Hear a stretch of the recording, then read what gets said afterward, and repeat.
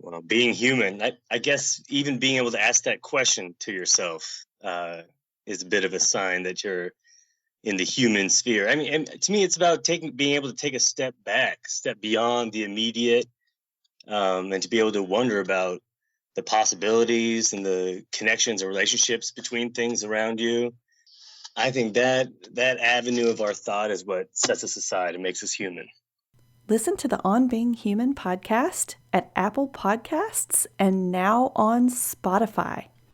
Welcome to the On Being Human podcast, where we believe transforming ourselves can positively transform society.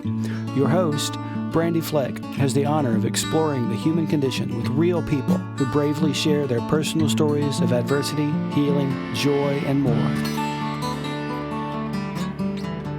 If you're seeking empowerment, strength, and inspiration, listen in to engage and explore tough topics that help us humanize one another, understand ourselves better, spread love, and connect.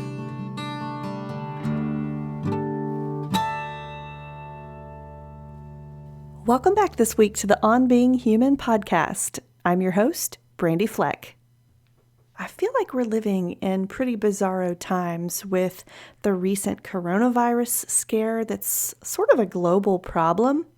And also locally, we just had a tornado rip all the way from Nashville to Cookeville, which is about 60 miles, and it left a lot of devastation in its wake.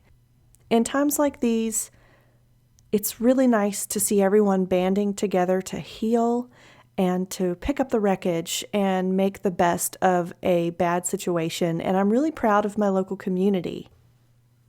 With that in mind, one way to process major events like this in our lives is through the creation of art, the viewing of art, the ability to have a commentary through visual arts, and today's guest does just that.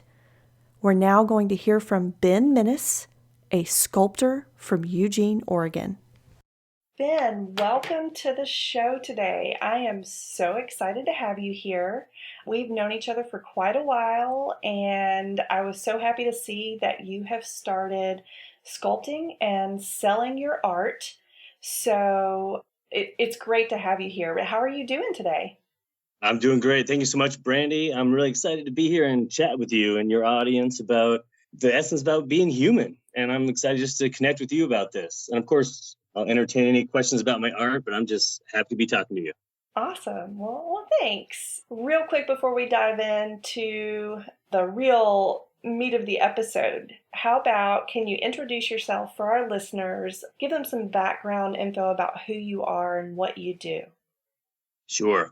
Well, my name is Ben Minnis. Good place to start. Mm-hmm. I grew up in Des Moines, Iowa, raised in the Midwest, and I've lived out in Eugene, Oregon for the last probably 16 years or so.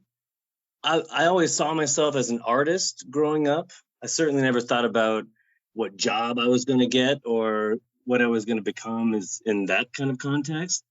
But art was always present in my life. Whenever somebody would ask me what I was going to become, I don't know, from the time I was 8 to 16, I would always just say rodeo clown.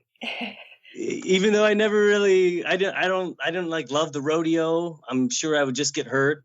I like to entertain people, but I don't really listen to country music or watch the rodeo, so I figured I wouldn't fit. But I always just saw myself creating, and I never really thought about work until I finished school, and there's no question about it. You have to think about it. Mm-hmm. But I went to school to be an actor and a director. Like that's kind of what I was totally focused on through the end part of high school and college. And I was drawn to acting and directing because of that energy that takes place on stage, that kind of vibrant electricity between the people on stage, between the audience and the people on stage. That totally captured my attention and energy, and I focused on that for years. And then by the time I finished school, I was looking for something a little different, and I wasn't wanting to audition for my whole life. If somebody would have offered me a job in Hollywood, I'm sure I would have taken it. But I dove into working with young kids for like 14 or 15 years. I've been working with young kids, Mm-hmm. like young, like from infant through 3-year-olds were my wheelhouse for years. And I worked with them with materials. We had a material heavy curriculum. And so I was thinking with materials and kids for a long, long time. And over the last few years, I started my own free time, just turning to clay as that kind of outlet, that release, and that kind of fluid space away from work where I could just kind of be myself and explore myself. And now I'm diving in and doing it full time. Awesome. Awesome. And when you say you worked with kids, were you a teacher? And what do you mean materials? What did you do there? Sure.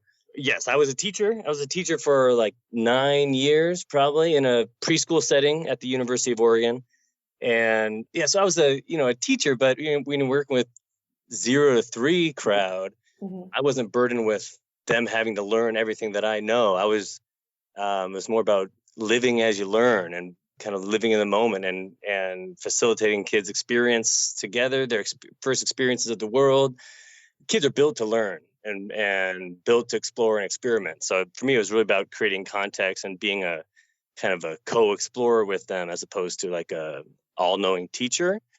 And so as far as materials, we worked with all materials. And we view anything, wire, if you're engaging with leaves, clay, drawing, anything that has the potential to take shape from the thoughts of a child and through their hands has the ability to be a viable material for us, kind of thing. Gotcha. Okay, well, that's really cool. I like how you sort of described yourself as a co-explorer, because it seems like you're still exploring in the things you do today. And one of the reasons I started working with kids is because I wanted to get paid to live in the moment on some level. And working with young kids, it's kind of accepted in young early childhood that life teaches you what you need to learn, and as long as you face the challenges that are in front of you and work through them, life can be that simple. And then as kids get older, it gets a little more complicated, and people think learning is kind of out of the scope of experience and firsthand information. But working with young kids is fully accepted that the lives they're living is where the learning is coming from. That's interesting. And I bet that could apply in adulthood too, even though it's not as widely accepted. Well, I sure hope so. And that's definitely how I'm approaching things, for sure. Yeah. Okay. Well, on that note, how would you describe yourself as a person? It's always tricky because sometimes you can go into describing how other people might describe you.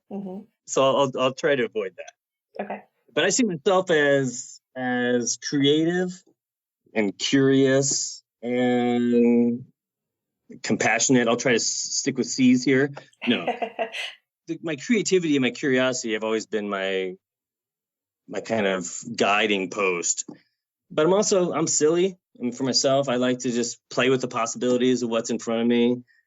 Then also, for myself, I describe myself as an introvert, even though the people I spend time with, that's not necessarily the first thing people think of when they see me. But when I'm alone, I'm at peace, and I don't seek company or distraction or diversion. I'm really most at peace when I'm alone or in my own thoughts, and that's part of why searching for a creative way to live my life is so important.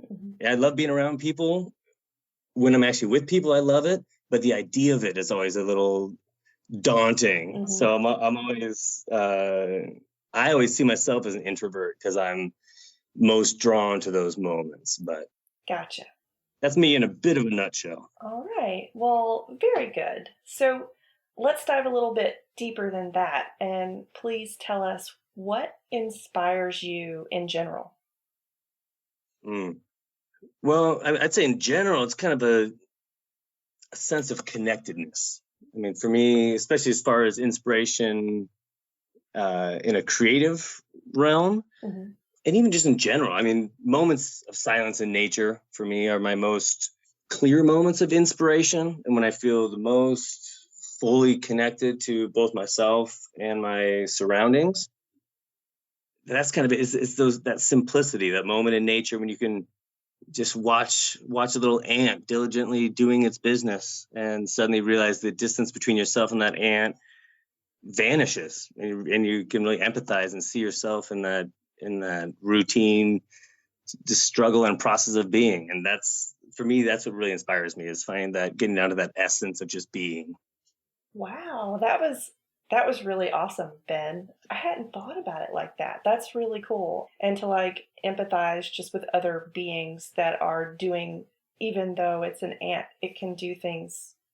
I mean, it's in a routine just like we are. It does stuff like that. I can't even say the words, but it's awesome. Yeah. Oh, there's been times when I've been at the most stressed and the most distant from like just my animal instincts, and when I get kind of contorted into the human world, where I remind myself, just be the ant, Yeah. be fully present and committed to that task that's right in front of you, and unburden yourself a little bit with the trappings that the human thought can lead us toward. Yeah, that's really good advice. And that is a takeaway I will definitely put in the show notes for our listeners. Cool. Be the ant. Yeah, be the ant. So that brings me to, you've talked about connection inspiring you. And one of the main characteristics of your art is human faces. And they all do sort of flow together and connect in ways, no matter what the piece is, what the functionality of it is, whether it's a sculpture. I know you've done gnomes, owls, you do vases, you've had lamps and clocks, but these human faces are all woven throughout. So can you tell us a little bit about why the faces and why the repetition with the faces? Sure. I'll start with real simply about how I came about that kind of approach. And it's really as simple as marking down like what I see in the clay. And as I've developed my work, I've seen a lot more intention in my approach, but it really started as a simple visual lesson of kind of messing up a bit of clay and kind of seeing what I see in it and kind of making it reveal itself a little bit more. Sometimes I've likened it to like if you see a cloud that almost looks like something, like if you could just grab the cloud and smooth out those edges and make it look a little more like what you already see. Mm-hmm. That's generally how a lot of my work starts. And where that leads me to faces is I just relentlessly see eyes and mouths and that kind of basic symmetry of the face emerging from the clay all the time. But when I was a kid, it started, I saw that the bathroom tiles, like the swirls in bathroom tiles, for me, faces just revealed themselves in bathroom tiles and clouds and that stuff always throughout my whole life. Yeah, okay. So that's kind of the basic form that I see when I'm looking at clay, like a piece of earth. But I kind of think about back to my work with infants. I think from the second we're born, as soon as our eyes open and we're trying to make sense of the kind of confusing chaos of the world around us, infants are built to look for that basic symmetry of the eyes and the mouth. They're meant to like look for that face of mom from the second they're born. And that's that first thing out of the chaos of the world, that first thing that makes sense to us, the thing we're meant to look for, I think, is humans. So when I'm working with clay, I kind of approach that same thing, that I'm kind of built to see faces in the abstract a little bit. Yeah, very cool. And so the repetition of faces, a lot of times I'll start a work and I'll just keep turning it, and everything I see in it, I'll just keep wondering. And if I see something, I'll mark it and highlight it. So a lot of those faces come from me just turning it and looking at it a little bit more. And what might have started as one face's mouth, if I turn it, I can start to see potential for that mouth, that same opening, to be an eye for another character. And so I'll start marking that piece out. And so it's really about just mark by mark, really observing and wondering about what I'm making and letting things keep developing. Awesome. It's sort of like an evolution. Definitely. Okay. So then that may answer this question, but why do you sometimes do full faces and then at other times do partial faces? And does that have any meaning in your work? Yeah, sure. And one thing I love about art and this process, my process, is that the meaning can evolve, and it certainly does evolve, where sometimes I might start in a really fluid spot with just a piece of clay, a piece of earth, and I'm just moving. I'm in this back and forth space of wondering about where this might go. But then as things finalize, I'll have this kind of finished form. And I think humans are kind of built to keep looking for meaning in it. Like, what did I create? What is this here? What does this mean? And that's sometimes when I access that kind of deeper metaphors in my work. Mm-hmm.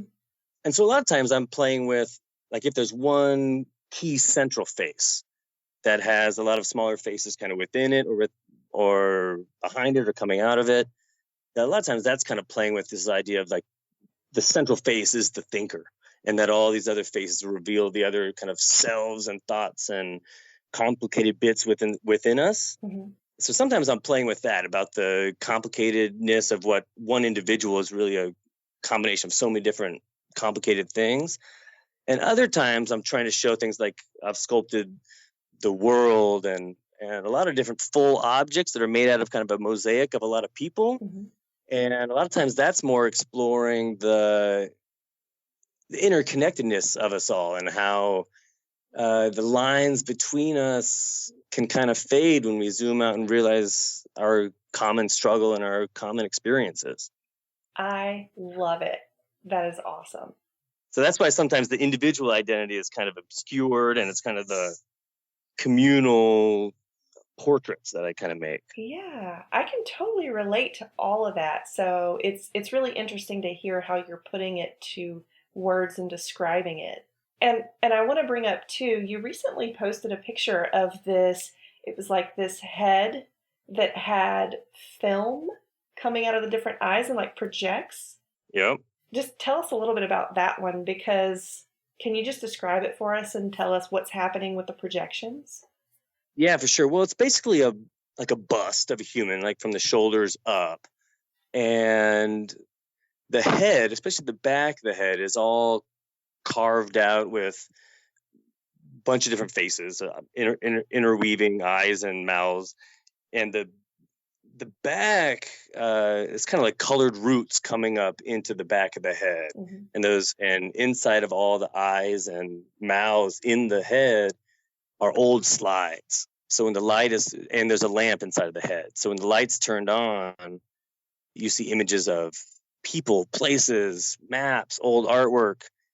So it's kind of meant to show, when the light's turned on, just like I said, the rich tapestry of experiences and thoughts and wonderings that makes us who we are. Mm-hmm. And how on the front, when the light's off, it's just this flat white porcelain person.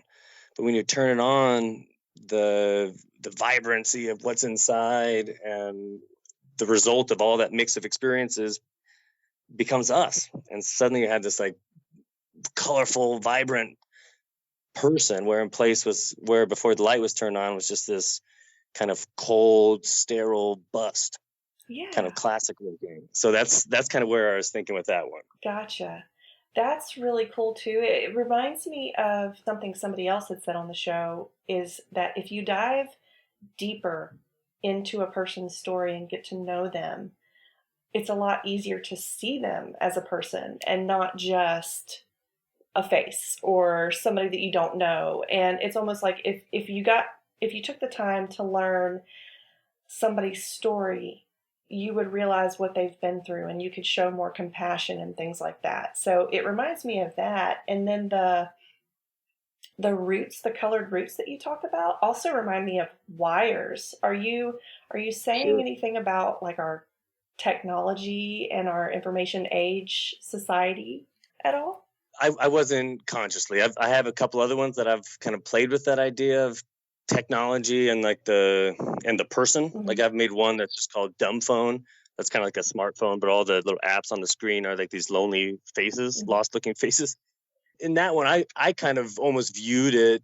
I totally see, as soon as you said the wires, I viewed it almost more as like roots, like those kind of deeper things within us under the skin that are kind of going up into the brain. But I love that play on technology for sure. Okay. And that's one of the beautiful things about art is if it leads your thinking somewhere, it's on the right course, you know? Right. Even if it inspires you to think about metaphors of technology and the self, you know, the point is to be thinking. Absolutely. And so, what piece do you have that most closely represents your own humanity? I would say it's probably a little figurine I built that I call 3 sides to every sucker. Okay. And it's kind of like a little figurine where there's like a front and back face, and then with a bunch of little kind of thoughts and things coming out of the top of the head. But the front figure, it's like a little person holding a sucker in their chest, and in the back there's somebody in the same place, like where the sucker is a hole in their chest. Mm-hmm. And then kind of in between the two faces is this kind of lost, unsure face. And it was something I created just kind of in a flurry. But then as I was finishing it and glazing it, it's a piece that really made me just keep thinking. And I really started to think about how the things that at sometimes on some levels are the things we hold so dear and sweet, on the back of that same piece, those same things can leave us empty-hearted and feeling hollow. And this kind of face in between is kind of stuck, torn between this kind of perfect image of things and this horrible image of things, and the in-between face is just kind of where we all actually reside, where things aren't as simple and sweet as a sucker, and things aren't as horrible and tragic as an empty heart, and they were kind of stuck there in the middle. And so that's the piece that I kind of keep thinking about. I'll put it that way. Gotcha.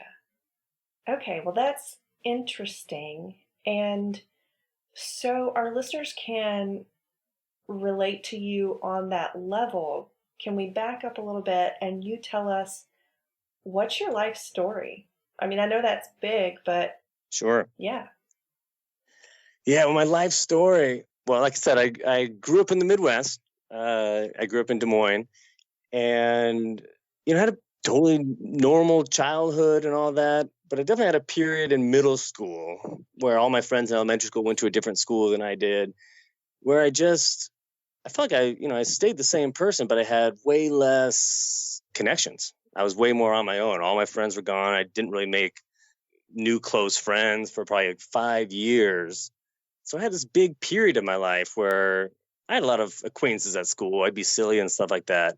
But I also had a lot of rich time at home and on the weekends where I really just fed this inner self by painting and creating, and of course just getting lost in music. And I felt like having this period in my life, which is really a rich social period for a lot of people, Mm-hmm. but for me it was less so. But I think on some level I really developed like a kind of a rich inner compass where I really learned myself in that period. And at the same time, I had a major stutter from like second grade till I was 16. You've known me for a while. You probably didn't know I had a major stutter. No, I didn't know that. Yeah, I mean, I was in speech therapy for years and years. And, it's one of those wildly debilitating things where, the fear is just constant of having to speak or getting called upon. And so I would always craft any sentence I was going to say. I'd craft it in my head to make sure I avoid specific consonants or vowels that would make me stutter. Mm-hmm. And so I got really quick at like running through all these options of how I was going to say things in my head before I would say anything, because I was so nervous about, people laughing and all of that stuff. So Yeah. and the thing that actually really got me over it was somebody convinced me to do improv, a full-length improv show in high school, and which sounds like the antithesis of a good idea. But I plowed through that, and I didn't have the thought process of being nervous about what I was going to say or am I going to stutter. I didn't even have that thought process while I was on stage, let alone I didn't stutter. And so that set me that was a confidence builder for sure. Yeah. And so that definitely set me in that direction of exploring theater for for years because I found something in myself that I had always been just so inhibited about.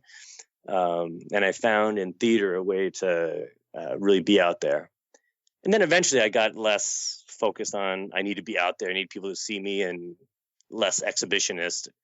And like I said, it slowly moved into working with young kids. And I've found been doing that for 15, 16 years.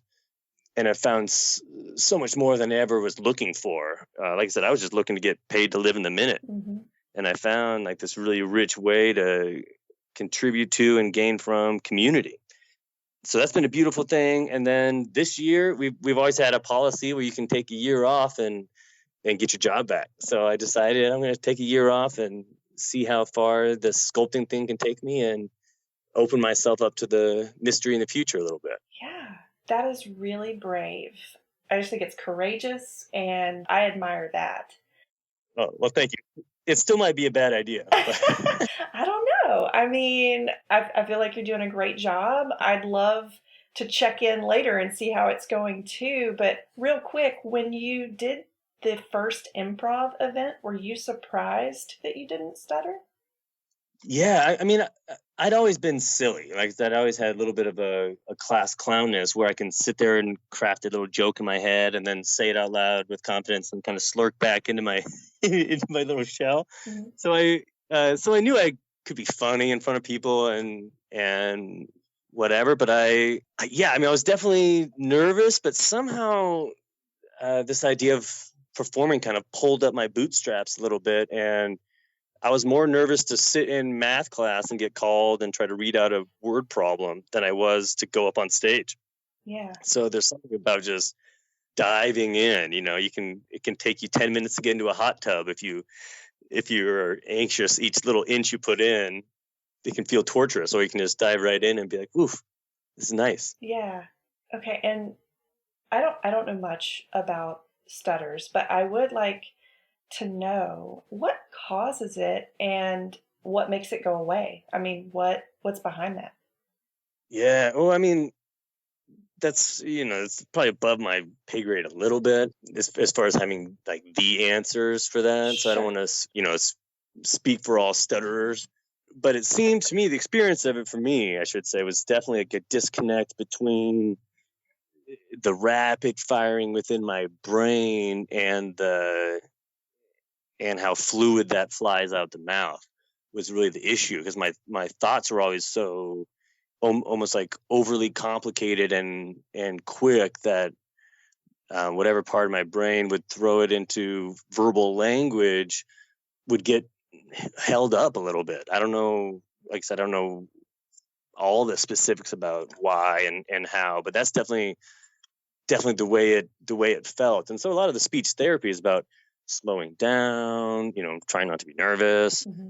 and breathing into the words and stuff like that.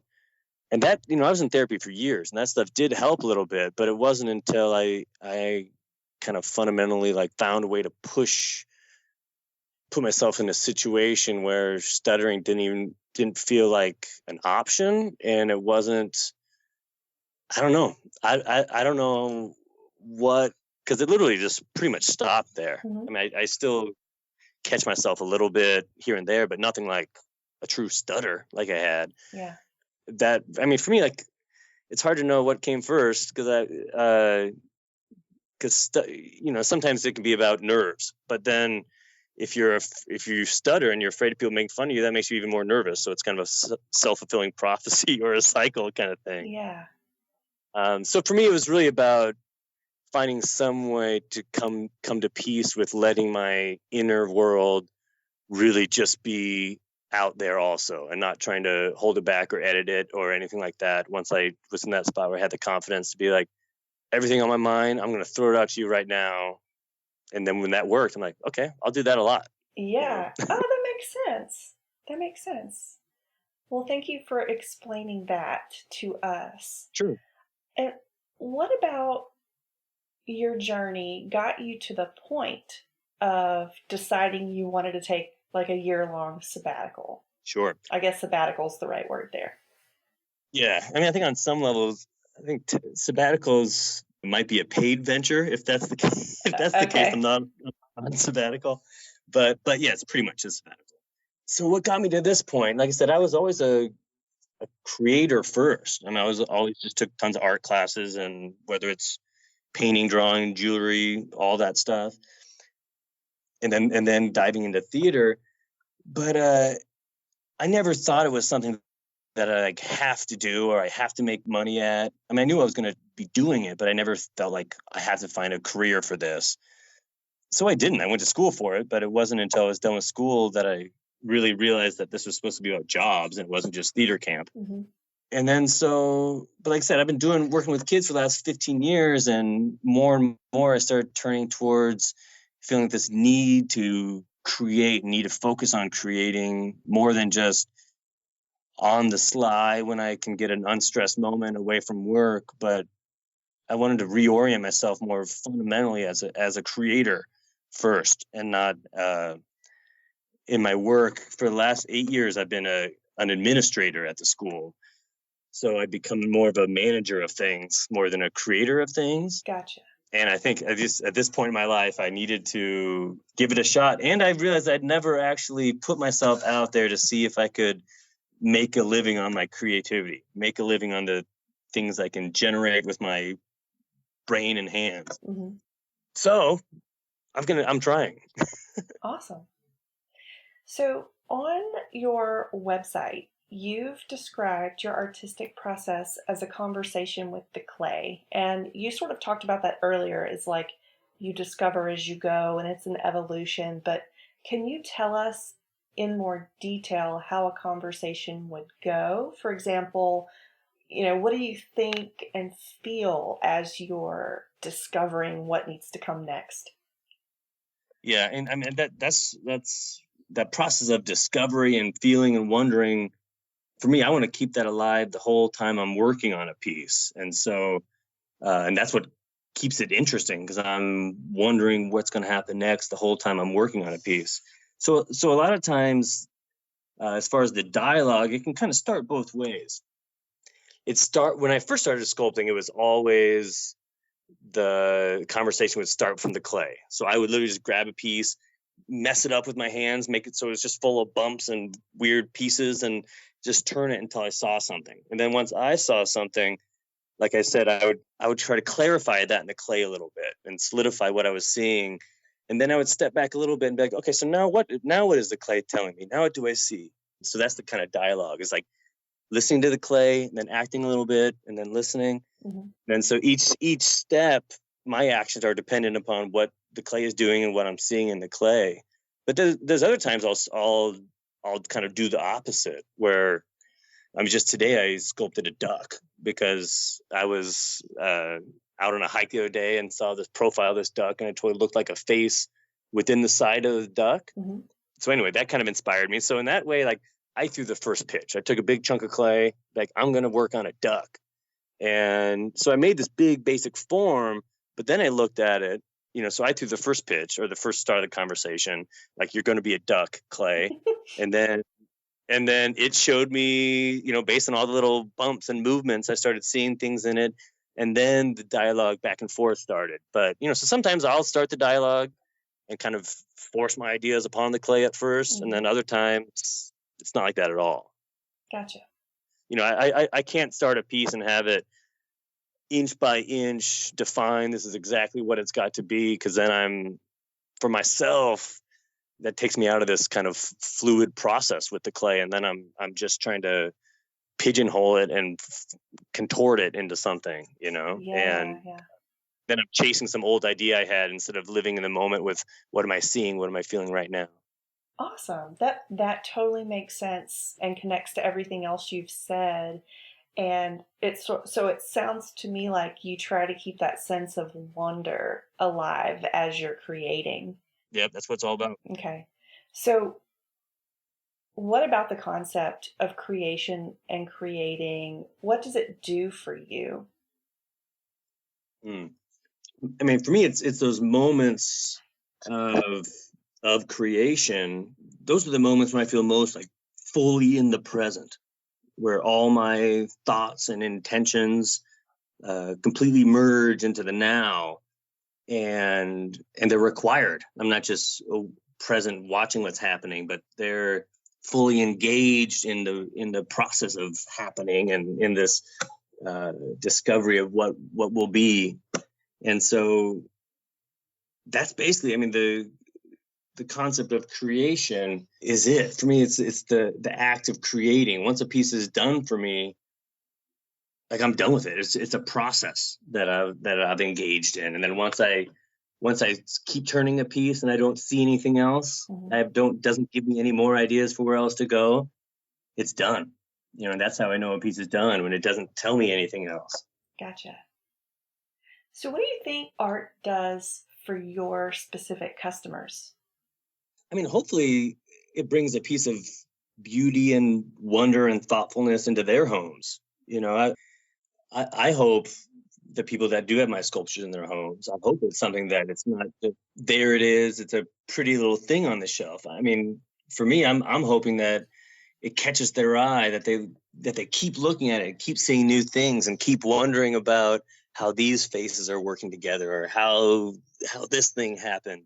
So for me, I hope it's a point of curiosity and wonder in the house, and hopefully something that resonates with them and their experience of the world and how things are connected. Mm-hmm. So what do you think art does for the human condition as a whole? Well, I think art kind of gives us that ability to step back, to synthesize the things that we've been experiencing and or wondering about, or the things that we're confused by. And art gives us that kind of subjective playing field to really process this experience that we're having, and not just move straight through this experience through death, but art gives us that opportunity to really slow down and to pass that experience through material languages. Ooh, material languages. That's an interesting concept. And I'll admit, the material languages and the dialogue, those are both those concepts are really heavily steeped in the early childhood philosophy that I worked in for the last few years, which was inspired by the Reggio Emilia approach. Okay. Which is an approach in a kind of a small town in Italy for infant, toddler, and preschool care. And that's a whole podcast in itself. Okay. But I mean, don't get me started, because I've talked about that for a long time.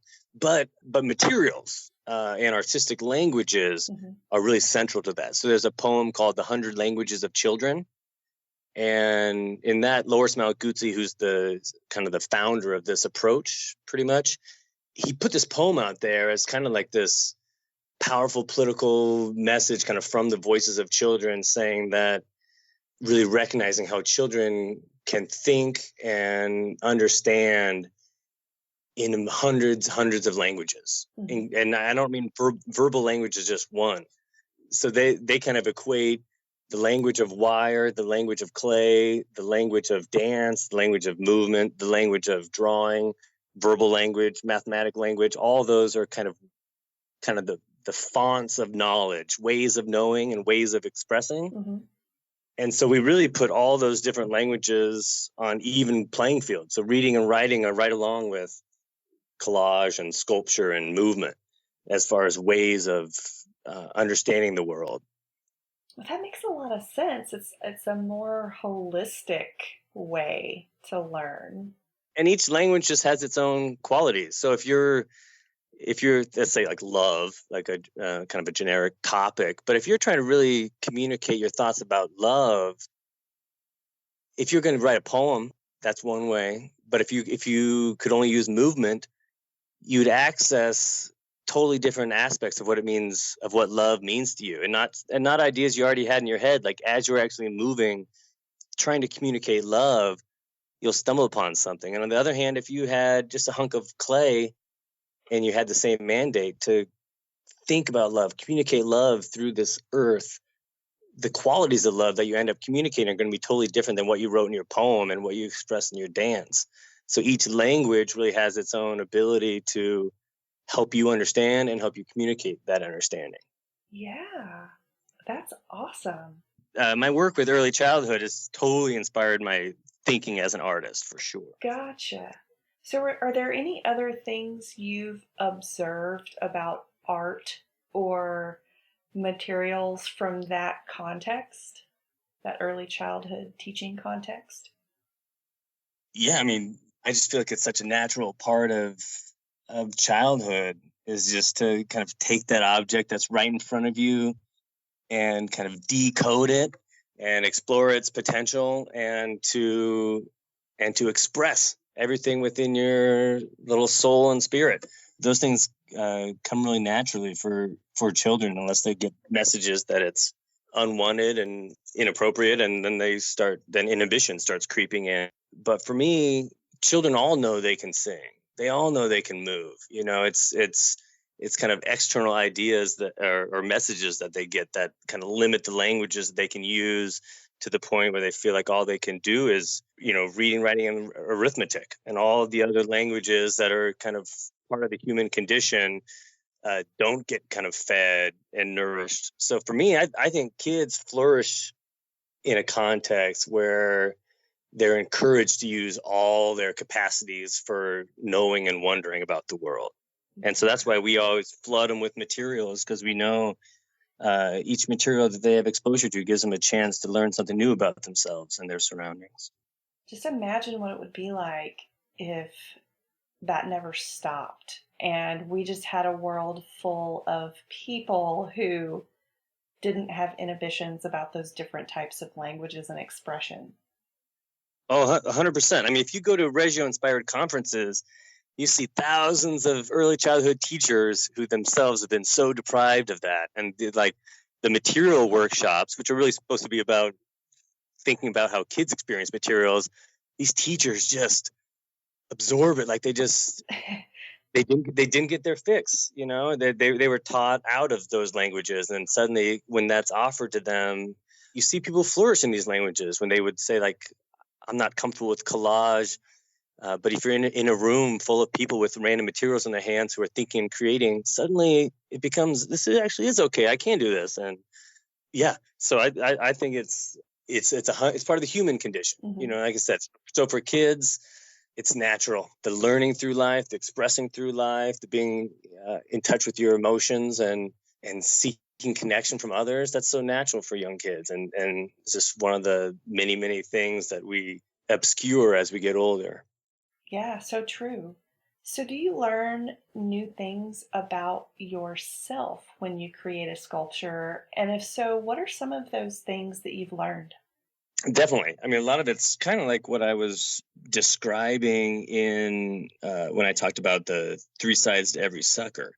There's some part of, like, when I finish a piece, you know, the creation is such a fluid process. But when I finish a piece and kind of reflect on it, it's like solo therapy a little bit. Just like, wow, that was in my brain, and it came so readily out into that clay. Mm-hmm. So sometimes I think about myself. I mean, when I talk about my work demonstrating the interconnectedness of people and the shared identities and the richness of our own singular identities, the more I work in it, the more those thought processes are at the tip of my mind as I'm working. When it started, it's just something I started recognizing my work, and now it's something that I actually more consciously explore while I'm creating.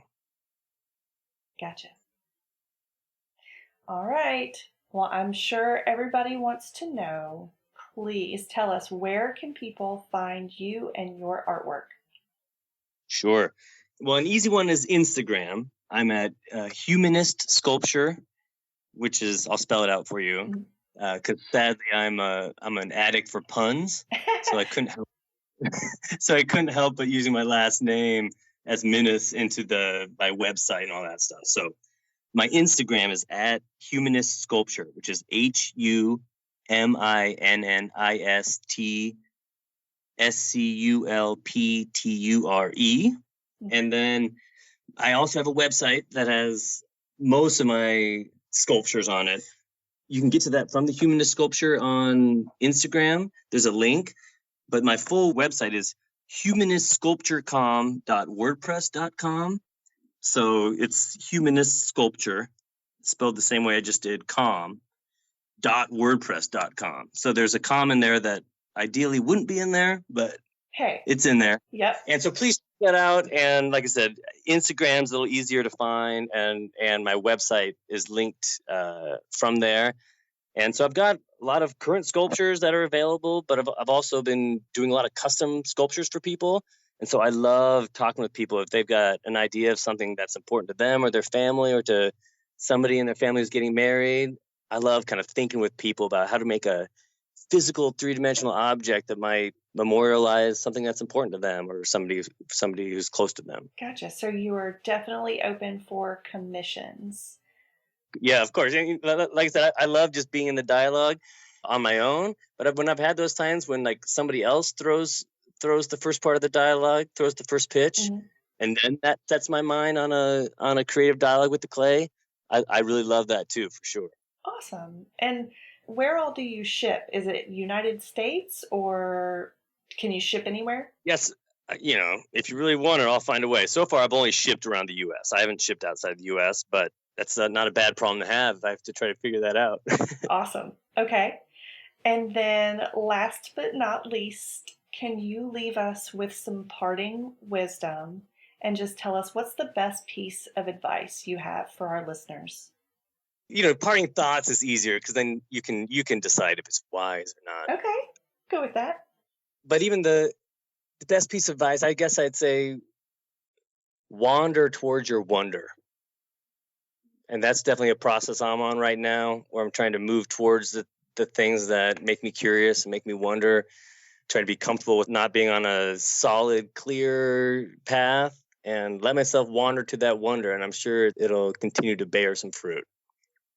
Awesome. Well, Ben, it has been an absolute pleasure talking to you today. And I just want to thank you so much for coming on the show.